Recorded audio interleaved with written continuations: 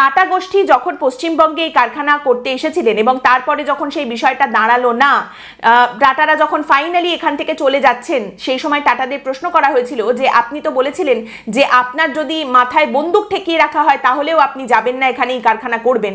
সেই সময় রতন টাটা উত্তর দিয়েছিলেন যে আমি বলেছিলাম মাথায় বন্দুক ঠেকালেও আমি যাব না, কিন্তু ট্রিগারটাই তো টিপে দেওয়া হয়েছে, আর আমি কি করে থাকবো। এবং সেই সময় নরেন্দ্র মোদী, তিনি গুজরাটের মুখ্যমন্ত্রী ছিলেন, রেড কার্পেট পেতে তিনি একেবারে টাটাদের নিয়ে চলে গেছেন গুজরাটে। তো সেই রকম একটা জায়গায় দাঁড়িয়ে যদি আমরা এই কথা শুনতে পাই যে আমাদের সেই রাজ্যে, সেই সিঙ্গুরে একটা কারখানা আসছে, একটা কর্মসংস্থানের জায়গা তৈরি হচ্ছে, আমার রাজ্যের যে আগামী প্রজন্ম রয়েছে তাদের জন্য এটা এত বড় একটা সুখবর হতে চলেছে, সেই বিষয়টাকে আমি অবশ্যই করে সমর্থন করি। কিন্তু আমি এখানে দাঁড়িয়ে এই ধরনের কথা বিশ্বাস করতে ভয় পাই, বিশ্বাস একেবারেই করতে পারি না। কেন বলুন তো?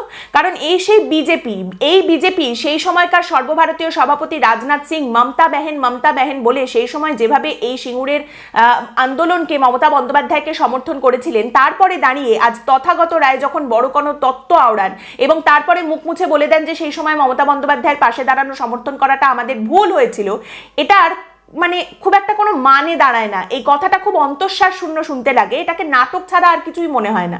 মমতা বন্দ্যোপাধ্যায় সেই সময় একটা হাতিয়ার ছিলেন সিপিএমকে উচ্ছেদ করার জন্য। 34 বছর ধরে সিপিএম ক্ষমতায় থেকেছে পশ্চিমবঙ্গে, মানুষজন সিপিএম এর অত্যাচারে শেষের দিকে অতিষ্ঠ হয়েছেন, প্রচুর অভিযোগ করেছেন এবং মমতা বন্দ্যোপাধ্যায় একটি হাতিয়ার হিসেবে উঠে এসেছেন সিপিএমকে সরানোর জন্য। সেই হাতিয়ার ব্যবহার করা হয়েছে। তারপর যখন সেই হাতিয়ার উল্টে নিজের পেটেই ঢুকতে চলেছে, তখন বিজেপির তরফ থেকে নিজেদের পাপস্খলন করার কথা বারবার করে সামনে উঠে আসছে।